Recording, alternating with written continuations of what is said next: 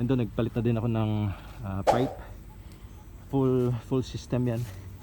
Tapos ito handle bar plus yung kanyang riser.